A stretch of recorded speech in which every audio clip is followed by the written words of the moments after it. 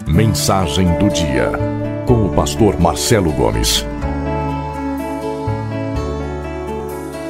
E hoje o texto que nós vamos ler para introduzir o nosso estudo sobre a vida de José está em Gênesis 29, a partir do verso de número 31. Nós vamos ler do capítulo 29, verso 31, até o capítulo 30, verso de número 24. Acompanhem comigo a leitura, diz assim a palavra do nosso Deus. Vendo o Senhor que Lia era desprezada, fê-la fecunda, ao passo que Raquel era estéril. Concebeu, pois, Lia, e deu à luz um filho, a quem chamou Ruben, pois disse: O Senhor atendeu à minha aflição. Por isso agora me amará meu marido. Concebeu outra vez e deu à luz um filho e disse: Soube o Senhor, que era preterida, e me deu mais este. Chamou-lhe, pois, Simeão. Outra vez concebeu Lia e deu à luz um filho e disse: Agora desta vez se unirá mais a mim meu marido, porque lhe dei à luz 3 filhos. Por isso agora lhe chamou Levi. De novo concebeu e deu à luz um filho. Então disse: Esta vez louvarei o Senhor. E por isso lhe chamou Judá, e cessou de dar à luz. Vendo Raquel que não dava filhos a Jacó, teve ciúmes de sua irmã e disse a Jacó: Dá-me filhos, senão morrerei. Então Jacó se irou contra Raquel e disse: Acaso estou eu em lugar de Deus, que ao teu ventre impediu frutificar?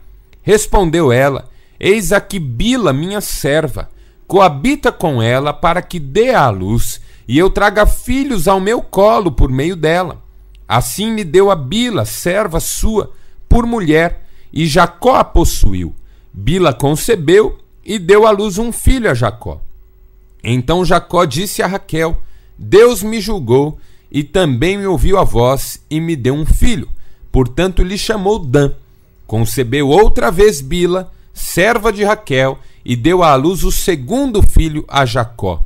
Disse Raquel: Com grandes lutas tenho competido com minha irmã, e logrei prevalecer. Chamou-lhe, pois, Naftali. Vendo Lia que ela mesma cessara de conceber, tomou também a Zilpa, sua serva, e deu-a a Jacó por mulher. Zilpa, serva de Lia, deu a Jacó um filho. Disse Lia: Afortunada, e lhe chamou Gade. Depois Zilpa, serva de Lia, deu o segundo filho a Jacó. Então disse Lia: É a minha felicidade, porque as filhas me terão por venturosa, e lhe chamou Aser. Foi Ruben nos dias da ceifa do trigo, e achou mandrágoras no campo, e trouxe-as a Lia sua mãe. Então disse Raquel a Lia: Dá-me as mandrágoras de teu filho. Respondeu ela: Achas pouco o me teres levado o marido? Tomarás também as mandrágoras de meu filho? Disse Raquel: Ele te possuirá esta noite, a troco das mandrágoras de teu filho.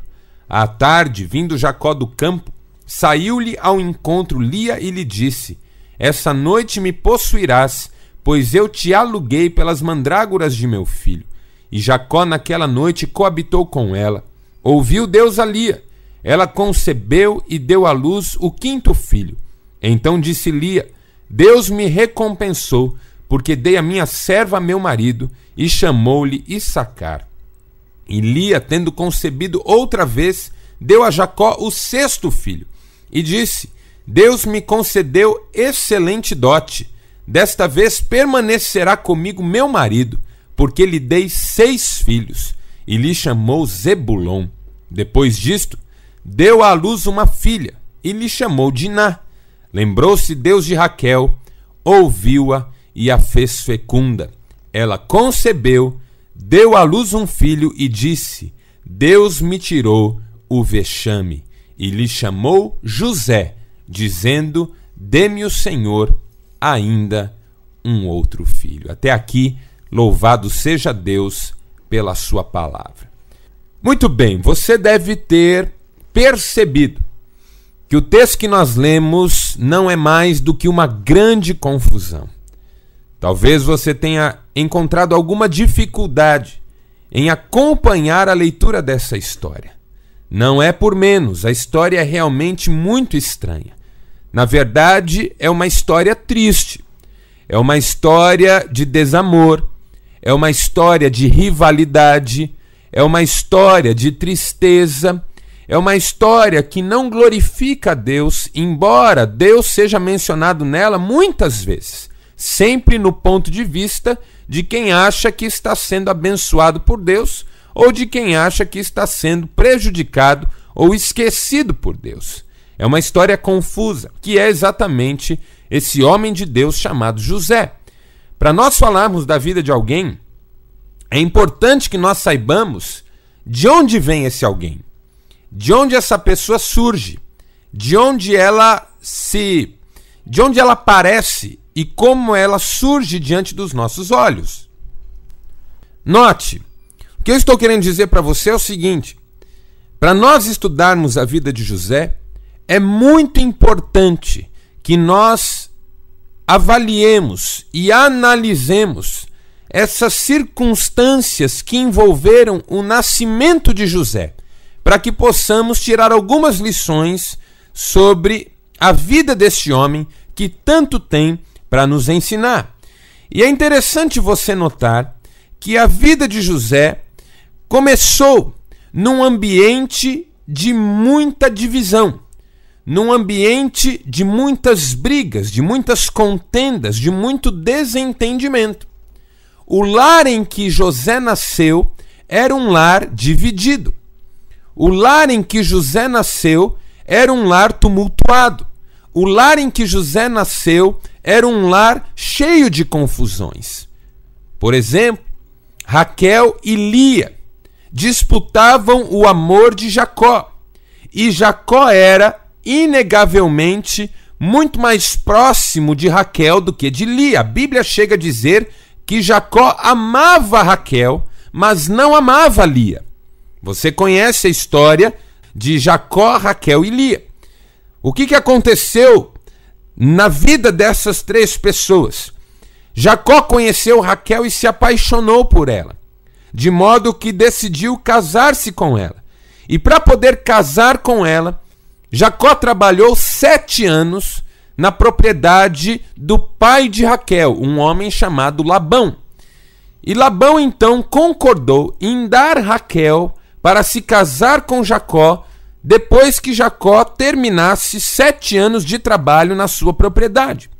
E quando chegou o final dos 7 anos em que Jacó trabalhou para Labão, Labão então concedeu Raquel para Jacó. Só que na cerimônia do casamento, Labão usou de uma estratégia. E depois da festa, depois das bebidas, e Jacó já estava um tanto quanto alto, o Labão recolheu Raquel e entregou Lia no lugar de Raquel, de modo que Jacó teve relações com Lia naquela noite que nós chamaríamos hoje de noite de núpcias. E aí quando Jacó percebe, depois de refeito do estrago da festa, que aquela não era Raquel, mas Lia, ele vai tirar satisfações com Labão. E aí Labão lhe dá a sua justificativa. Na nossa cultura não é próprio entregar a filha mais nova para se casar antes da mais velha, por isso eu te entreguei Lia. E aí Jacó responde: mas eu queria casar com a Raquel.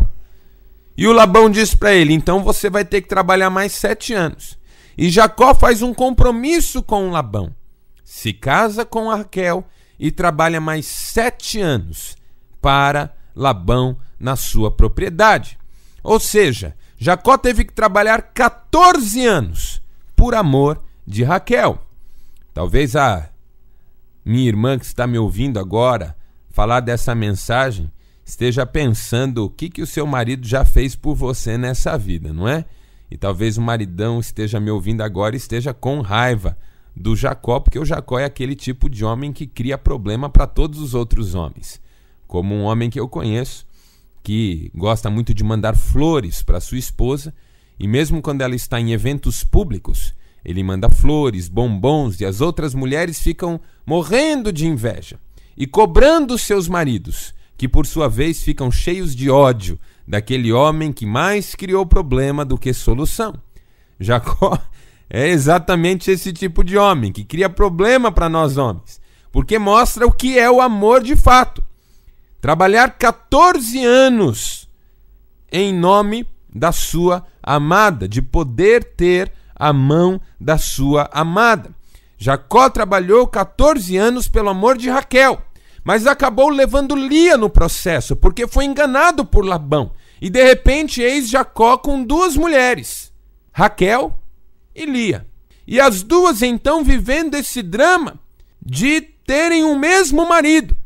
E Lia, no caso, um drama muito mais forte por perceber que o seu marido ama a sua irmã e não a ama. E aí começa toda uma rivalidade entre essas irmãs.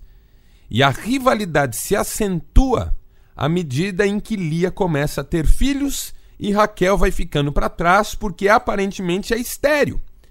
Lia tem um filho, tem um segundo filho, tem um terceiro filho, tem um quarto filho e cada vez que vem a notícia, Lia está grávida. É como se alguém colocasse um punhal no coração da Raquel, porque ela não conseguia dar filhos para o seu marido.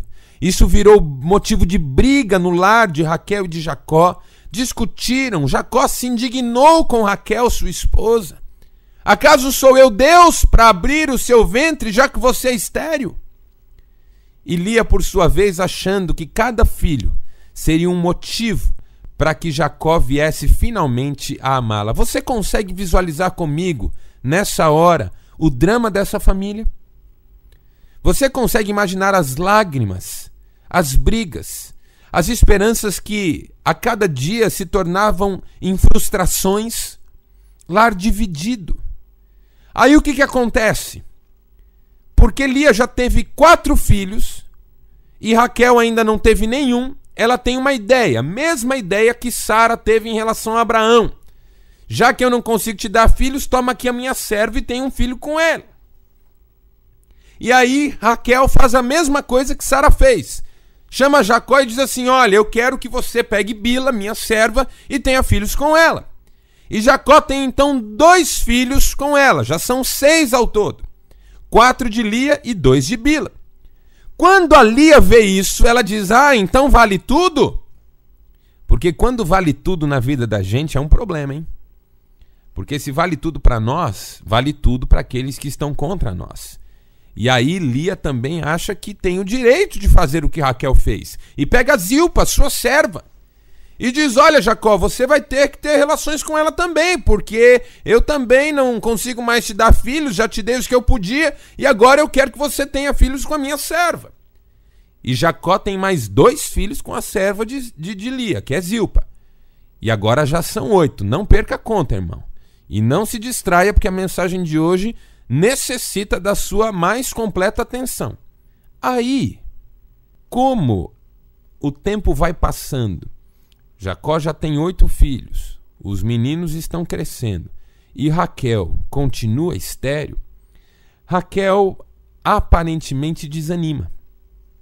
E um dia, o filho mais velho, Rúben, está colhendo algumas mandrágoras no campo e ele as traz. E Raquel diz assim: olha, me dá essas mandrágoras. E Lia diz assim: já não basta ter me roubado o marido, ainda quer me roubar as mandrágoras? E aí você veja o que é a mágoa no coração, né? O que uma coisa tem a ver com a outra? Sabe quando você diz para o seu esposo assim: por favor, você passa no mercado para mim? E ele diz assim: ah, agora eu sirvo para alguma coisa, né? Agora eu posso ser útil em alguma coisa, né? O que tem a ver? Mas você percebe que tem mágoa no coração, que tem dor, que tem rancor. E aí tudo isso vira uma brigaiada. Ah, não precisa mais então. Se vai ficar me cobrando, eu não quero mais nada de você. E é assim que os tumultos na nossa vida só fazem crescer. Já me roubou o marido, ainda quer as mandrágoras que o meu filho colheu? E aí a Raquel tem uma ideia dessas bem de gente que não tem o que pensar na vida. Se você me der as mandrágoras, eu permito que você tenha uma noite com o Jacó nesse período em que ele se dedica a mim. E aí a Lia topa na hora, porque ela ama Jacó, ela quer ser amada, ela quer ser a preferida, mas ela não consegue, porque Jacó ama Raquel. E aí ela topa então a troca que Raquel propõe, e Deus então lhe abre o ventre e ela tem outro filho, já é o 9º. E aí ela tem mais um e é o 10º. E aí Raquel quer morrer, porque a sua rival já deu 6 filhos para o seu esposo. E aí Deus tem misericórdia dela. E ela engravida. E o menino que ela concebe recebe o nome de José. Porque ela pensou, e esse é o significado do nome de José: Deus pode me acrescentar ainda outro filho. O nome José significa Deus acrescenta, ou Deus coloca mais um, no sentido de dizer que com José as esperanças de Raquel se renovaram e ficou a sensação de que ela ainda poderia ter um outro filho, como de fato teve, Benjamim. Mas aí a história é outra, né? Porque a gravidez de Benjamim foi uma gravidez de risco. E quando Benjamim nasceu, Raquel faleceu. E esse foi um motivo de muita dor para o coração de Jacó. Na verdade, existe um provérbio chinês que diz o seguinte: tome cuidado com o que você deseja, porque o seu desejo pode se realizar. Raquel queria tanto ter um filho, que teve. Quando teve, queria tanto ter outro, que teve. Só que esse segundo a matou. E no parto, ela não resistiu e veio a falecer. Meus irmãos, que história horrorosa! Esse é o lar em que José nasceu. Tente imaginar, por favor, tente imaginar. Lar dividido. Uma mãe carente e competitiva. Um pai que se tornou, na sequência, protecionista e distintivo porque fazia diferença entre os filhos. Uma tia que provavelmente o odiava e comunicava esse ódio para os irmãos, que morriam de inveja de José porque Jacó acabou transferindo todo esse amor que tinha por Raquel para José. Nem Benjamim, que também era filho de Raquel, era amado nesse nível por Jacó, porque afinal de contas o Benjamim matou Raquel. O nascimento dele foi a morte de Raquel. Veja o lar em que o José nasce.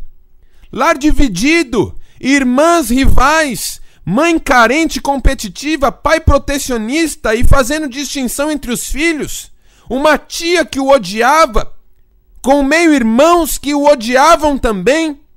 E para piorar, o tio de José queria matar o pai dele. Porque até então, quando José nasce, Esaú e Jacó ainda não se reconciliaram. E para fechar a história, José ainda tem um avô interesseiro, que passou a vida tentando enganar o Jacó. Irmãos, quer uma família dessa para você? Quer? Quer uma família dessa para você? Veja o lar onde José nasceu. Que lições nós podemos aprender desse contexto em que José nasceu? Primeiro, que a desestrutura familiar é um problema grave. Eu vou repetir. A desestrutura familiar é um problema grave, sim, mas não é desculpa. Ah, que coisa maravilhosa! Que a desestrutura familiar é um problema, a gente sabe.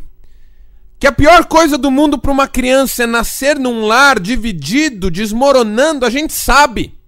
Mas na vida de José isso não foi desculpa para que ele deixasse de ser o homem que Deus queria que ele fosse. E mesmo com todo esse contexto, José foi uma criança de Deus, um jovem de Deus, um homem de Deus. Com problemas, com pecados, com as coisas comuns de um homem comum, mas com essa característica especial de crer em Deus, confiar em Deus e andar neste mundo como um homem de Deus. Eu tenho conhecido muitas pessoas que vieram de um lar desestruturado, muitas pessoas. Eu tenho conhecido muitas pessoas que sofreram horrores na sua infância, na sua adolescência, como resultado de famílias desequilibradas, pais omissos, mães superprotetoras, rivalidade entre irmãos, muitos problemas. Eu tenho conhecido pessoas que vêm de famílias que, meu Deus, só o Senhor para ter misericórdia. Talvez seja o seu caso, meu irmão, você que está me ouvindo agora. Talvez seja o seu caso, minha irmã, você que está agora com o coração apertado e talvez com algumas lágrimas vindo aos olhos. Talvez você seja fruto de uma família muito complicada. Você está lembrando do seu pai, da sua mãe, e você se lembra de como eles foram complicados, de como você sofreu, como muitas vezes você não se sentiu protegido, amado, amada. Eu não sei. Eu conheço muita gente que vem de famílias e de históricos familiares terríveis. No entanto, José me ensina que nada disso é desculpa para a gente não ser a pessoa que Deus quer que nós sejamos. José teve todos os motivos para ser uma pessoa terrível também, mas ele preferiu andar com Deus. Ele fez a opção de caminhar com o Senhor. Ele preferiu ser um homem de Deus. Ele escolheu a fé, meus irmãos. José escolheu a fé. Desestrutura familiar é um problema, mas não é desculpa. Às vezes, quando eu converso com gente que na conversa deixa transparecer que o coração está cheio de marcas do passado, mágoas, tristezas, ódio às vezes, e eu começo a questionar a pessoa para descobrir de onde vêm todas essas coisas. Não é raro a gente chegar na conversa às questões da infância, da ausência de um pai, da superproteção de uma mãe, de um lar dividido, divórcio, separação, traumas. E uma das coisas que eu tenho usado para ajudar essas pessoas é o seguinte desafio.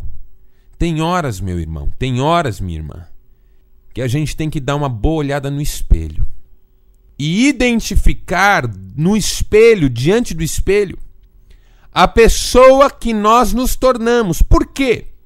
Porque em algum momento nós regredimos e passamos a nos ver de novo como aquela criança que sentia a falta do pai, como aquela criança que era sufocada pela mãe, ou que era agredida, ou que era violentada. E aí a vida se torna difícil, pesada, complicada, porque você se sente como uma criança desamparada. Mas você não é mais uma criança desamparada. Você é uma pessoa a quem Deus sustentou até agora. Uma boa olhada no espelho vai fazer com que você veja a verdade. É claro que faltou amor do seu pai, é claro que faltou cuidado da sua mãe, é claro que você sofreu na infância, mas você não é mais aquela criança. Meu irmão, você precisou do amor do seu pai. Você precisou do carinho da sua mãe. Você precisou de um lar mais estruturado. Você não teve. Agora, uma coisa eu preciso te dizer nesta hora: você não precisa mais. Louvado seja o nome do Senhor. Você não precisa mais. Deus entrou na sua história, sustentou os seus passos, abençoou a sua vida e hoje você está aqui e pode fazer algo novo da sua vida. Na presença de Deus. Que maravilha! Desestrutura familiar é sim um problema muito grave. Mas não é uma desculpa para a gente ficar carregando essa mágoa para sempre, para a gente viver aquém daquilo que Deus espera de nós. Meu Deus, não é desculpa. Eu quero desafiar você hoje a não dar desculpas. Segunda lição que nós aprendemos: iniciativas humanas têm sim a sua influência, mas não podem anular os propósitos de Deus. Eu vou repetir. Iniciativas humanas têm sim as suas influências, mas não podem anular o propósito de Deus. Aleluia por isso. O que é que eu estou querendo dizer? que José nasceu num lar dividido, com todos esses problemas que nós já identificamos. E José foi fruto de uma série de iniciativas da sua mãe que buscava muito um filho. José foi fruto de uma série de tentativas. José nasceu, seu irmão mais velho já era um homem. Nesse meio tempo, Raquel fez coisas das quais ela viria a se arrepender. Lia fez coisas das quais viria a se arrepender. Jacó fez coisas das quais viria a se arrepender. Ou seja, você lê um texto como esse que nós lemos e cada um cuidando de si, cada um buscando a sua própria vontade, o seu próprio interesse. E quando o Jacó já tem 10 filhos, 10, José nasce. Por quê? Onde mais esse menino poderia ser necessário? Qual a necessidade do nascimento desse menino? Como uma criança vinda num momento assim pode ser alguma coisa na vida? Com todas essas confusões, com todas essas coisas, será que foi bom? Talvez você esteja se lembrando, enquanto eu prego agora aqui, de uma das ilustrações do reino que você ouviu na Rádio Catedral, do pastor Juanibe Palharini, onde ele fala de um médico que foi fazer um parto na casa de uma mulher muito pobre, muito pobre, que já tinha muitos filhos e não dava conta de sustentar os filhos que já tinha. E aí no parto, o médico percebeu que a criança, além de tudo, era aleijada e provavelmente não iria andar. E por alguns instantes o médico titubeou em realmente dar à luz àquela criança, em ajudar aquela mãe a dar à luz àquela criança. Pensou em talvez tirar a vida daquela criança. Por que mais uma criança nesse mundo? Por que mais uma criança nessa casa? Já tem tanta criança aqui. Por que mais uma criança nesse ambiente? Ela não vai ser cuidada, ela não vai ter sustento. Que chances essa criança tem de ter alguma vida? Mas porque ele não conseguiu tomar nenhuma iniciativa, acabou ajudando e aquela criança veio a nascer. Muitos anos depois, aquele médico já tinha o seu filho.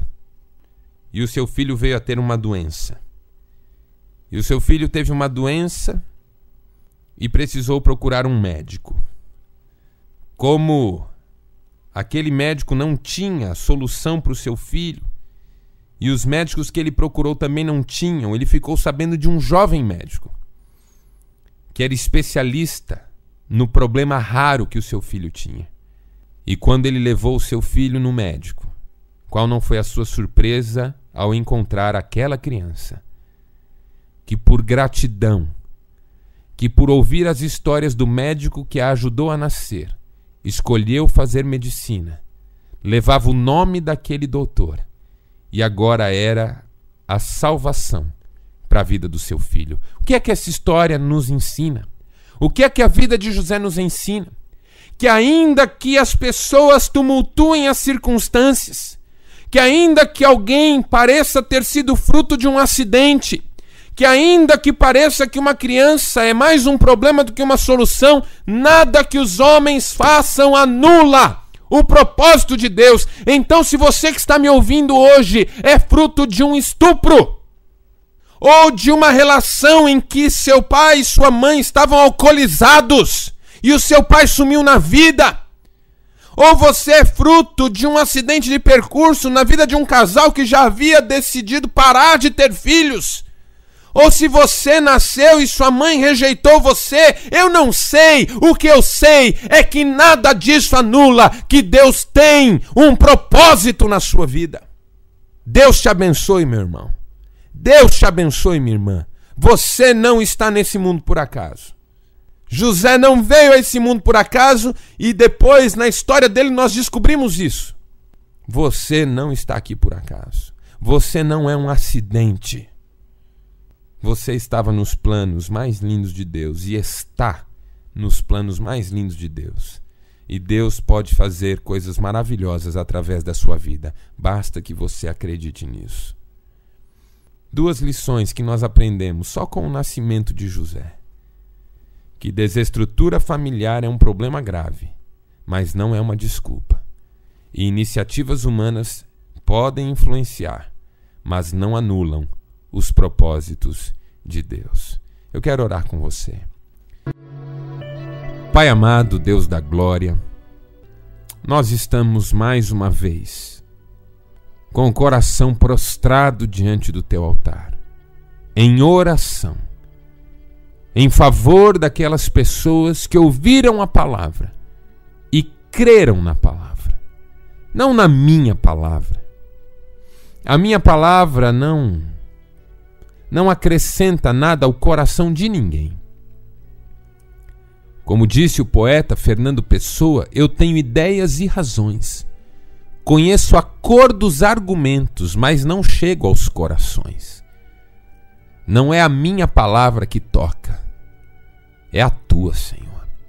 É a tua palavra lida e explicada.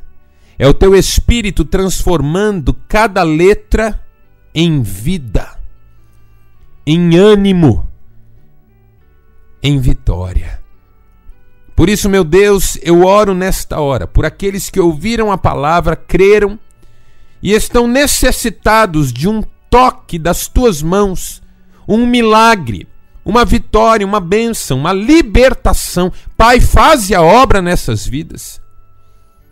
Aqueles que vêm de lares desestruturados, têm mágoas, marcas, se sentem inseguros, são inseguros, têm medos, muitos medos, não conseguem dar passos, não conseguem mudar de vida. Senhor, que nesta hora o Espírito Santo se aposse dessas pessoas e elas comecem a ter uma coragem que nunca tiveram e assumam um compromisso como nunca assumiram e sejam uma bênção em nome de Jesus. Eu quero orar por aqueles cujos nascimentos foram marcados por circunstâncias tão horrorosas, estupros, abusos, alcoolismo. Meu Deus! E essas pessoas se sentem indesejadas, são complexadas, agressivas. Gente agressiva, que vive isolada, porque sente que não é bem-vinda nesse mundo. Pai, eu oro por essas pessoas, para que hoje os seus olhos se abram e elas enxerguem que, embora elas tenham nascido como fruto de ações humanas intempestivas, nenhuma dessas ações anulou o teu propósito para essa vida. E essa pessoa pode ser uma bênção nas tuas mãos. Pai, que esse estudo de José seja uma bênção para todos nós. Porque se o nascimento de José já tem lições tão lindas para nos ensinar, quanto mais a sua vida na tua presença. É o que nós te pedimos. Em nome de Jesus. Amém.